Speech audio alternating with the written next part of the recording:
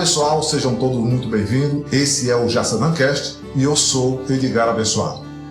Esse é um podcast que ele tem como missão apresentar o empreendedorismo, trabalhar a parte educacional e mostrar os potenciais que nós temos. E nesse primeiro episódio, nós temos aqui um jovem, ele que tem 26 anos, natural de Jaçanã, Rio Grande do Norte, é atleta, bicampeão paraibano no mountain bike, formado em administração, é professor universitário e empreendedor.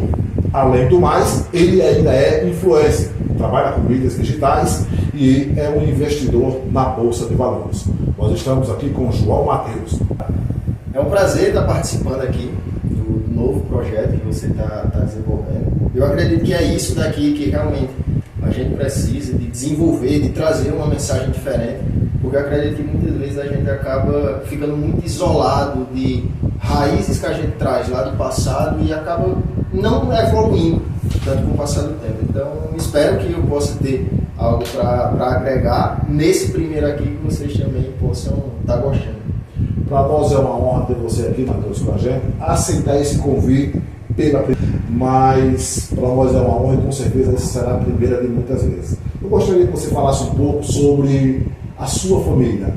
O Matheus, da infância à adolescência, como é o Matheus? Como foi essa vida do Matheus? Cara, assim, eu nasci no sítio, até na zona rural, até meus 5, 6 anos por aí. Eu vivi e me cresci inteiramente lá, e só depois desse período foi que eu vim morar em Jaçanã, realmente, e daí é que as coisas começam a se arrumar. Pai abre um negócio, e desde muito pequeno eu já começo a trabalhar. Desde, 8, 10 anos já tinha uma disposição, uma vontade muito grande em querer trabalhar com ele, em querer estar por dentro, querendo entender, querendo fazer alguma coisa, porque eu acabava vendo todo o esforço que ele tinha e os frutos que ele estava começando a colher. Então, eu, já desde pequeno, só hoje é que eu consigo perceber isso, que aquilo que eu fiz lá atrás realmente trouxe alguns frutos. E daí, com o passar do tempo, eu falo até que isso me tornou uma pessoa bem tranquila. Eu sou bem tranquilo desde sempre, todo mundo que acaba sendo próximo, e até você que me conhece há pouco tempo, entre aspas, eu sou uma pessoa muito tranquila, sou de ficar em casa, ficar em família, e eu acho que isso é muito fruto da minha infância, de nunca ter tido muito tempo para fazer outras coisas, porque tinha que estar trabalhando ou tinha que estar estudando, que sempre foi outra coisa que o pai e a mãe pegou muito no meu pé. Eu tinha que estar toda hora me desenvolvendo, aprendendo, estudando, fazendo alguma coisa, porque por a família vir da zona rural, de toda a dificuldade que existia, entrava muito naquela de que o estudo vai salvar, o estudo vai transformar. Então, assim, pai e mãe sempre martelou muito em cima de mim para que eu pudesse me desenvolver, pudesse ir para esse lado. É lógico que eu estava lá trabalhando com eles, mas essa outra parte da vida também do estudo foi algo bem importante, que eles sempre pegaram no pé e colocaram rédeas ali. Eu acho que o resultado dessas rédeas, de ter puxado essa rédea contigo, é justamente o agregado de acúmulo que você tem na sua vida, professor, influência, enfim. Isso trouxe esse grande resultado para você. E nos estudos, como foi o Matheus durante o seu período de estudo? Eu costumo pensar que hoje, no ensino médio, eu estudei praticamente minha vida inteira em colégio particular, já fruto daquilo, porque meus pais dizem, o ensino, e todo mundo também diz isso, né? Ensino particular, ele tem uma qualidade maior e tal, mas eu passava, eu estudava, passava em tudo, sempre fui muito tranquilo assim, no período escolar, e daí eu vou para a universidade e da mesma maneira, estudava para passar, estudar, aprendia muitas coisas, mas acabava que eu não tive um olhar muito encantador com nenhuma das áreas propriamente ditas de administração no período que eu estava na universidade. E quando eu termino a universidade, eu costumo pensar que 2019 foi assim, o ano que transformou a minha vida, porque foi quando eu disse, não, eu vou ter que... Eu acho que deu um estalo, eu vou ter que estudar para ver as coisas acontecendo, porque até aquele momento eu tinha terminado a universidade, estava meio que encaminhado para as coisas darem certo, mas você fica meio que em incerteza. E agora, o que é que eu vou fazer? E daí o estudo foi onde eu vi assim, um momento de guinar realmente a carreira. Nós vamos entrar nessa área aí, mas antes, e o esporte? Ele entrou a partir de quando na tua vida? O esporte só vem entrar realmente acho que final de 2019. 2019, final de 2019, começa a pedalar até esse período. Jogava bola aqui e ali, não fazia nada, era sedentário, era até mais cheio um pouquinho. E hoje dá pra ver aqui, o jeito que eu tô, já tô bem seco, fruto desses últimos praticamente 5 anos aí. E realmente transformou tudo que eu penso sobre a vida, tudo que eu sou, porque tudo aquilo que eu fazia antes da bicicleta, e quando eu falo esporte, eu falo pedalar, porque é a única coisa que hoje assim, eu amo fazer, eu não me vejo sem fazer isso, mas foi onde tudo se transformou, tudo mudou. Eu comecei não só mais a pedalar, porque aí, por ter um instinto muito competitivo, eu enveredei também para o caminho das competições, e aí quando eu comecei a competir, aí realmente a coisa começou a ficar bem diferente, porque o foco, a disciplina, a motivação, tudo isso ele vai entrar meio que num combo. E aí você, focado, disciplinado, começa as competições, se filia à Federação Paraibana, né?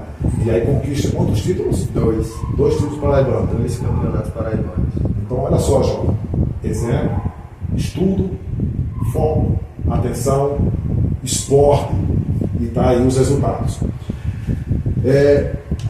Você também é um jovem que hoje, né, em virtude do estudo e daquela gama de informações que você pegou da universidade, a partir de quando você descobriu essa questão de investir na Bolsa de Valores?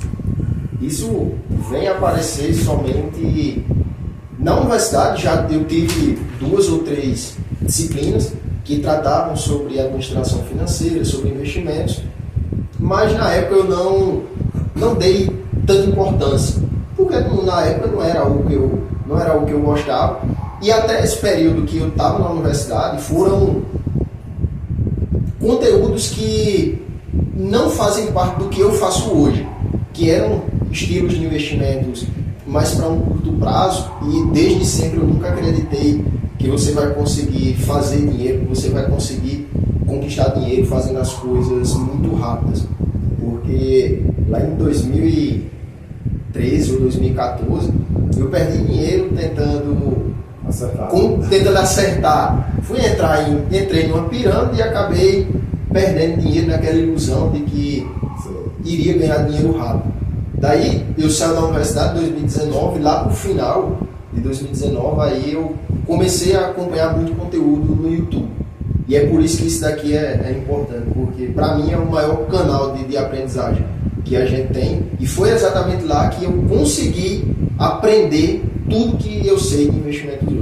Porque lá realmente eu entendi o que é investir para longo prazo, eu entendi o que é bolsa de valores, eu consegui compreender como eu posso colocar meu dinheiro em algo e fazer com que aquilo se multiplique ao longo do tempo. Porque antes disso era muito aquela ideia de ficar meio distante de tudo. É o curto prazo e tal, você vai enriquecer rápido.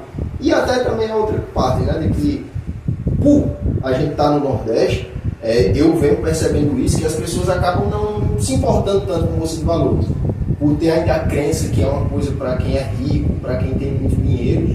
E assim, eu costumo pensar que eu comecei com R$100, R$150, então para qualquer pessoa essa maneira de investir, ela acaba sendo possível. E foi aí que, em 2019, que eu disse, não, esse daqui realmente é o que eu acredito que dá para fazer durante a vida. Legal. Você se considera um investidor agressivo ou conservador? Eu sou agressivo, mas muito conservador.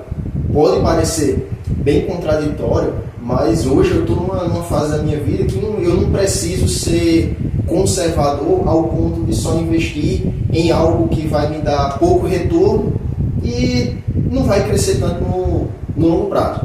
Por quê? Hoje eu tenho 26 anos, eu ainda não sou casado, não tenho filhos, ainda moro com meus pais, então eu tenho essa liberdade de poder ter essa agressividade. Tanto é que hoje, eu não vou lembrar agora de cabeça, mas eu tenho praticamente 100% do dinheiro investido em ações, em fundos imobiliários, em ETFs, que são os tipos de investimentos que a gente tem na Bolsa de Valores. Só que ao mesmo tempo eu sou muito conservador porque eu acabo colocando meu dinheiro naquelas empresas que são mais seguras, que são mais previsíveis, que vão me dar um retorno menor, mas que elas vão crescer ao longo do tempo. Porque eu não estou colocando meu dinheiro para render para daqui 2 anos. Não, estou colocando para render a partir dos 10. Porque depois dos 10, aí realmente o jogo ele começa a ter uma importância assim, significativa. Usar muito uma linguagem popular. Você está fazendo o seu investimento para a futura aposentadoria. Exatamente. Matheus, o jovem de Açamã hoje, ou em qualquer outra parte que está nos ouvindo, e ele pensa em fazer um investimento, o que você sugeria para ele, como ele iniciar? Para iniciar, eu costumo pensar da mesma maneira que eu fiz. E isso serve para quem é jovem, para quem é adulto, para quem é idoso, para todo mundo. Porque todas essas crenças que existem, de que você vai investir o seu dinheiro em algo muito arriscado, que você tem muita chance de perder, que é para o curto prazo, ou que a Bolsa de Valores só é algo para quem já é rico, para quem tem muito dinheiro. E essas coisas elas têm que ser quebradas logo no início. Porque quando você começa a consumir conteúdo demais, acaba que você fica meio paranoico. Você vai ficar meio perdido. Qual é o caminho aqui que eu vou seguir? E daí você não vai saber muito bem o que fazer. Então, comece fazendo aquilo que é básico e comece principalmente a dar uma importância maior. Eu acho que o que mais faz as pessoas perderem dinheiro quando investem é realmente não saber se comportar. Porque você coloca o dinheiro lá, você já quer retorno amanhã. E não existe isso. Porque eu duvido alguém chegar para alguma pessoa e perguntar, como foi que você ganhou dinheiro? Essa pessoa ela vai dizer, eu trabalhei aqui 20 anos para fazer isso. Aí porque é que justo você vai conseguir fazer isso? Então, para quem é mais jovem, começa guardando um pouquinho do dinheiro. Eu ganho ali R$1.000, para facilitar o exemplo. Ganhou R$1.000, guarda 50, guarda 100 e começa a ir destinando isso para realizar algum investimento. Você não precisa começar já com os 1.000, que esse é outro grande problema, né? Porque a gente começa a consumir conteúdo, aí você entra lá no YouTube e você vê o pessoal investindo milhões de reais. E isso acaba não sendo a nossa realidade. Não, a gente tem que começar um pouco. Você também tem que saber no início qual é o seu objetivo no seu investimento. Talvez você não queira, só para finalizar, talvez você não queira conquistar os milhões. Talvez você só queira ter seu carro, queira ter sua casa, você queira viver tranquilo, sem dívidas. E você não vai precisar muitas vezes de ter milhões de reais para isso. Nós temos algumas estatísticas, e uma de 2012, ela aponta que 49,9% da população brasileira eram jovens, até os 30 anos. E o número desse pessoal que fazia investimento era muito baixo. E aí o que chama a atenção é que em 2022 esse número ele cai para 43,3%. E o número de jovens que começam a entrar na questão financeira, seja no investimento na Bolsa de Valores, ou trabalhar com as mídias digitais no geral, ele aumenta. Né? E a que você atribui isso? principalmente essa parte da população jovem está diminuindo, é fruto da pirâmide etária que está mudando, né? As pessoas estão ficando mais velhas e menos pessoas vão chegar a essa juventude. Por quê? Tem menos pessoas nascendo aqui embaixo e mais pessoas envelhecendo. Essa migração nos últimos 10 anos acaba sendo principalmente pela tecnologia. Você começa a ter a disseminação maior de informações. Vamos supor, aqui no Nordeste, eu acredito que a maioria das pessoas até 2012 não fazia nem ideia o que era Bolsa de Valores. E hoje a gente pode ter acesso com uma facilidade enorme. Qualquer ser humano que mora no Brasil, ele pode ter acesso a fazer esse tipo de investimento. Daí, essa alteração ela acontece, se eu não me engano, em 2012. Eu não vou saber da população jovem, mas eu acredito que menos de 1% da população do Brasil realizou algum tipo de investimento em Bolsa de Valores. Hoje, isso ainda está em 5%, que ainda é muito pouco, caso a gente vá comparar com os países de primeiro mundo. Por exemplo, os Estados Unidos, eles têm mais de 50% da população investindo em Bolsa de Valores, e o Brasil só 5%. Agora, a juventude ela começa a acordar para esse sentido de construir o seu futuro. Por quê? É bem provável que essas pessoas, principalmente as que estão na minha faixa etária, não irão chegar a se aposentar de maneira convencional como a gente vê hoje. Isso não vai ser possível, porque acaba que o INSS, a Previdência Social Brasileira, ela não vai perdurar até mais 30 anos funcionando bem. Fora toda a burocracia que existe para isso. Então eu vejo que assim, os jovens eles começaram a acordar, ainda tem muito a ser aprendido, porque acaba que essa juventude ela faz esses investimentos ainda buscando o curto prazo, buscando fazer determinadas apostas, tentando ganhar rápido de alguma maneira. Enquanto, se a gente for olhar na construção realmente de riqueza ao longo do tempo, as coisas levam tempo para acontecer. E é uma vantagem que o jovem tem. Vamos supor, você começar com 20 anos, começar investindo com 20 anos, daqui 30 anos você só vai estar com 50. Então você ainda vai ter muito tempo para usufruir da sua vida. A Bolsa de Valores ela trouxe um relatório,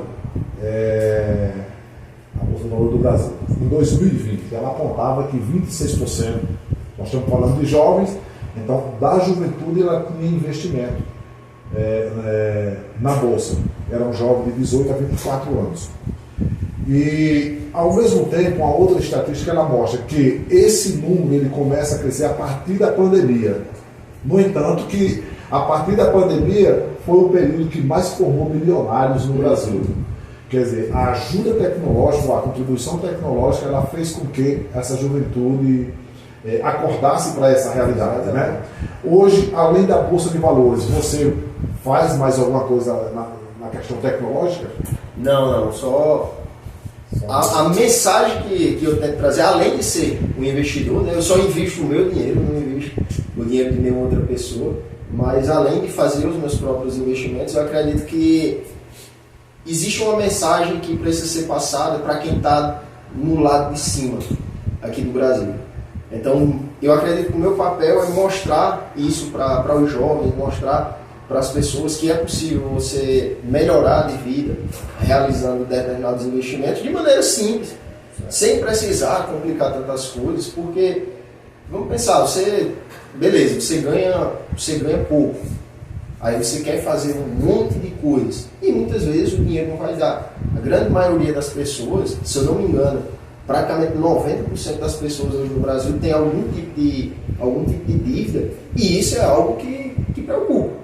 Porque a parte financeira, a parte de dinheiro, ela acaba sendo um dos pontos mais importantes. Por mais questionador que seja, você pensar, mas o dinheiro vai trazer felicidade ou não, você vai entrar num dilema. Mas é lógico que com dinheiro a vida ela vai se tornar melhor. E por mais que você ganhe pouco ainda agora, que você não veja uma perspectiva de melhora para o futuro, se você se comprometer em fazer diferente, em melhorar as coisas de alguma maneira, eu acredito que você pode transformar a sua vida naquilo que eu falei. você não vai precisar ter